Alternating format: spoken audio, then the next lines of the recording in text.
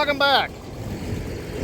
So, after flaming, the corn's come up looking real good. She's greening back out. Just gonna zoom in real quick. I'm not gonna walk over there. The dead, you know, the burnt leaves, the dead stuff has fallen off down at the base. We just cultivated that, well, Cameron did. He's learned how to cultivate, and he did pretty darn good first time. Anyway, so you can see the corn is all green again. Get my finger out of there. Looks good. Now, to the bean field. Okay, so this was planted middle of May. Again, we were contemplating replanting because we had a bunch along here where all that grass is that was not coming up. We were kind of concerned. We didn't replant because, well, I think it's okay. It's kind of hard to, you know, hard to guess without cultivating, but you come over here and look. I mean, there's a lot of beans in there, so I'm sure there's some beans missing. You know, we saw some of those that were rotting off.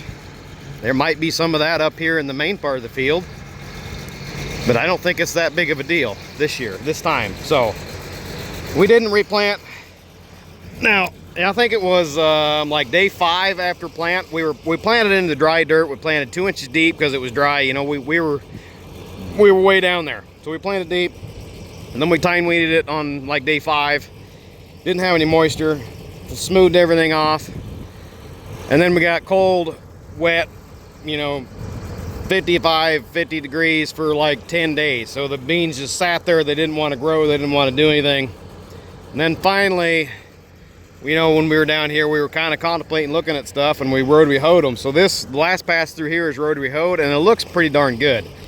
You still see she's loose on top, which is nice. I could probably come in and tine weed this again, but I'm afraid the tine weeder's not going to get deep enough to get this stuff out without doing a lot of bean damage, and maybe it wouldn't. I don't know. Those are pretty shallow. It would probably get those, maybe. I don't know. Anyway, I just thought, what the hell? We got the buffalo hooked up. We flipped all the disc killers back around, pulling dirt from the row. And I even took time and got the buffalo counterpart guide hitch. It's called the guide. Basically same thing as the buffalo hitch. Got it hooked up so we can maybe try and stay as close to the row as we can. Now, it's not perfect. With beans being this short, those little ones sometime will, you know, they're supposed to ride like that down the row, and sometimes they'll jump over, and then you're freaking killing beans. So it's not perfect. I've got to be real careful. I'm keeping an eye on it, using my mirror in the cab to kind of look behind me quite often. But in general, it's doing a pretty good job. I'm going just fast enough that I'm kind of pushing dirt a little bit right up to the row. Not a lot. I mean, there's still going to be grass in there. There's a bunch of foxtail, but anyway, look, I'm even probably burying some over here. Maybe not. So that's what we're doing. Trying anyway. I got Cameron in the 1070 in the old John Deere cultivator. He's running on the corn ground. I tried this on the corn ground last night.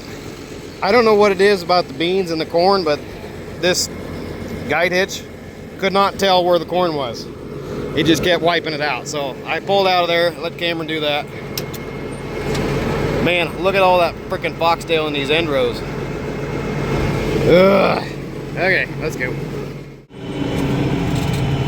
Well, to be honest, I feel like I'm going pretty fast for this short of bean. Oh, and there she's just about perfect. I mean, can't get much better than that. Now, one thing guys don't consider when they think about cultivating with an anteater, when I get off a little bit, I can lift that puppy up. Because I got the guide hitch on, I can just swing my ass over a little bit, set it back down, turn my front end back straight, and away we go. It's kind of cheating, but it works.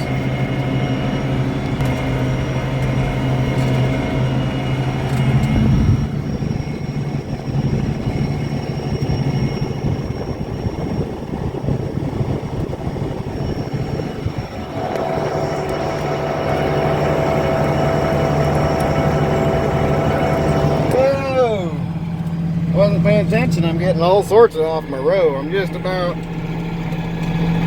to run it over, which means I need to back up and get over a little straighter because the front end's all out of whack.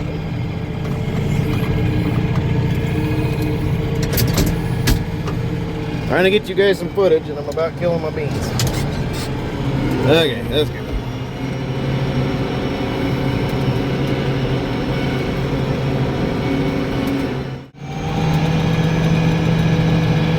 Okay, you know, to be perfectly honest, guys, with that thing kind of jumping around in these short beans, I'm just leaving it in manual mode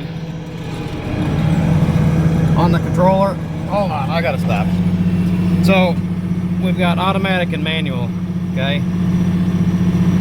So I've just been leaving it in manual mode and leaving the manual dial kind of about center, but that allows me to steer the hitch if I need to. You can see it moving. Like we get on a side hill and I need it to run uphill just a little bit more, I can tweak it and make it run uphill. But with that thing jumping around between, you know, being either between a row or slightly off, it's not, you know, really doing that much benefit for me. So I'm leaving it in manual, which stops it from doing its automatic steering, and then I just watch my frame. I'm steering it a lot more accurately than it is. So yeah. Fucking technology. When it works, it's great. When it don't, it's just like throw it off a fucking cliff. So I'm back to just driving, you know, but I can, you know, like when I was running that hillside over there, I could tweak it and push it uphill a little bit, which was kind of handy, I guess. But yeah, maybe it'll work better with taller beans or corn. We'll see.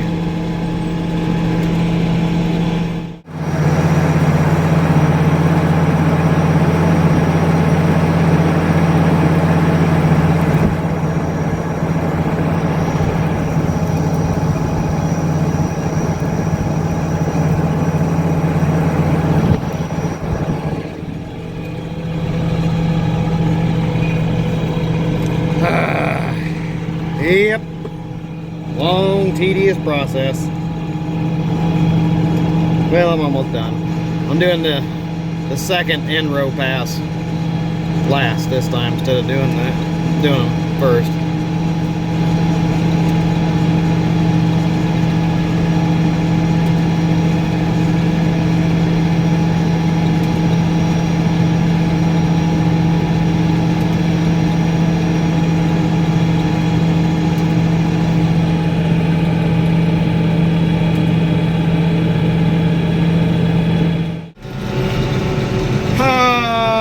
Shit, guys, look at this. So when I left Cameron off, he was doing that bottom down there beside us where we were doing the soybeans, and I let him come up here and run the rest of the corn. I mean, to be honest, I can't really blame it all on Cameron. This is his first time cultivating. He doesn't really know what to watch for. But long story short, we're gonna replant corn. There's enough damage out there that it's going to be beneficial to replant. So I'm heading off to go do some custom baling. The wife's going to run up and grab some more seed, and hopefully we'll be able to get replanted here in another day or two. I got a whole bunch of baling to do today and a little bit to do tomorrow, or at least half again as much tomorrow. So we'll be busy for a little bit with the tractor. I'm planning on, I got the drone with me, so hang tight, guys, because we're going to do some drone footage of the baler, and this is on that mountain ground that is really freaking steep. It feels like a roller coaster when you go up and over the bump, so hopefully I can get the drone over there to where we can kind of show that, because it's literally, when you're driving up there and you're looking, you know, you're looking off the nose of the anteater, it's pointing like clear up there.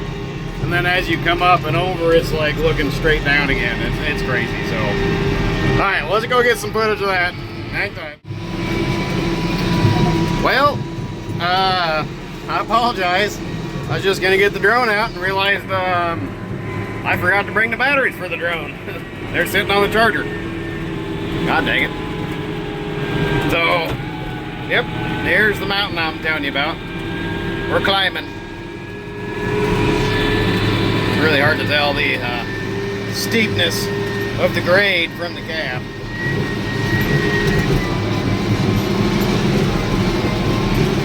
We're still climbing.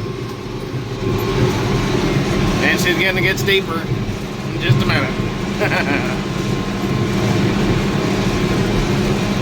Uh-oh. We got a bale just about ready too. Yeah, let's just pause it.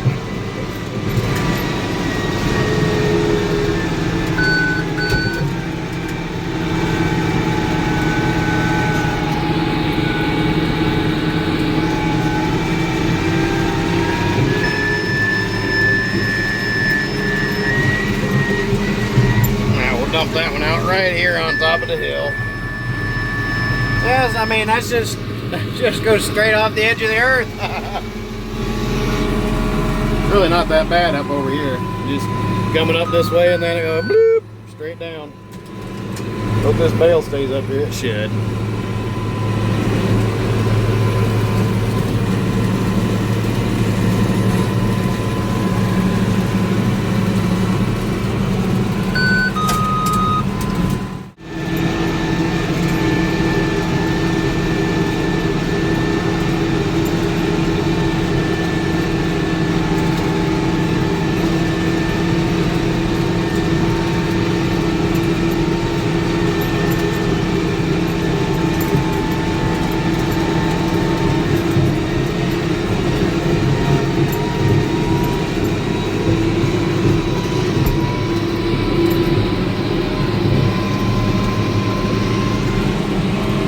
Downhill again.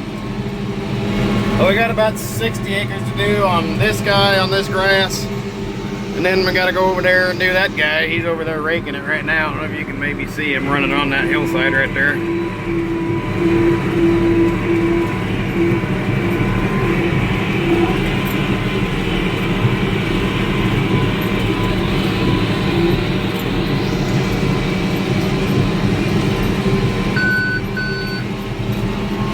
Hopefully we don't have any runaway bales today. Pretty hard to control them. You get on these fucking mountains like this. Sometimes the best thing to do is just pull out of the road and come down to the bottom and dump them out on the flat.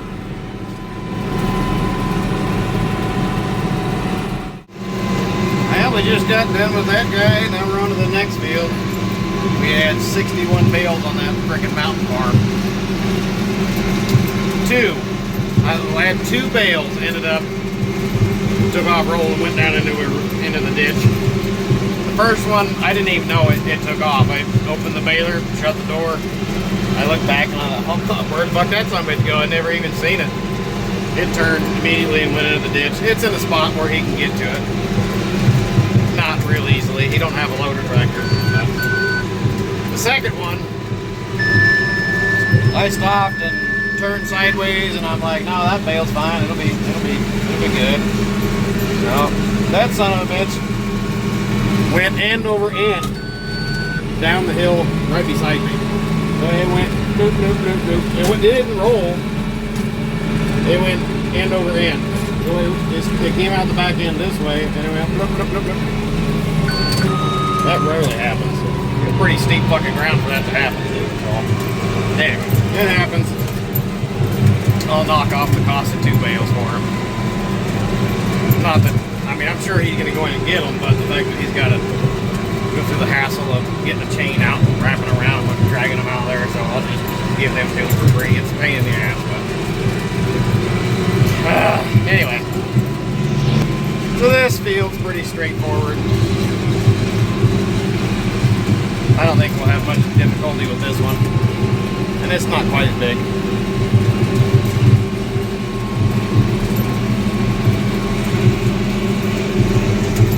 Just gotta keep weaving back and forth to fill the bale chamber.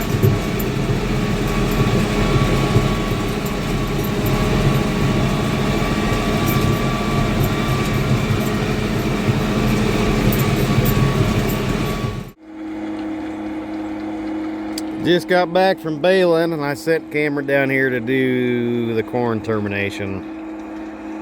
So yeah, this was one of the better ones. And you know, back a week or so ago, 10 days ago, when we were contemplating replanting, then we had this is one of them that we had the big, you know, kind of spot alongside of the beans over here, and the beans pulled through. I think they'll be fine. But you know what, this one had enough damage along with the other fields that we're already going to replant. So I just said, you know what, we're going to be a lot better off if we just replant all of them. I mean, you look at the end rows and you see, yeah, it's got some corn, it's got some dead spots, but there's enough dead spots. I think we'll be better off just to replant it. So yeah, now I'm having him, you know, do the termination, so he kind of, you know, understands that this is a pretty serious deal. And I'm not mad at him. It's not, certainly, I'm trying not to show that it's his fault, because it really isn't his fault. It's just, you know, just sometimes shit happens and we get dealt, you know, a bad fucking hand and we need to terminate, start over, and that's where we're at right now. We had an error and we need to fix it and just start back over, and that's what's best off for these particular cornfields. Just the way it is. So I sent the wife after the corn this morning while we was up baling, and we've got it. So we're gonna let this burn off overnight. We'll come back in the morning and we're gonna plant her right back in. So no screwing around.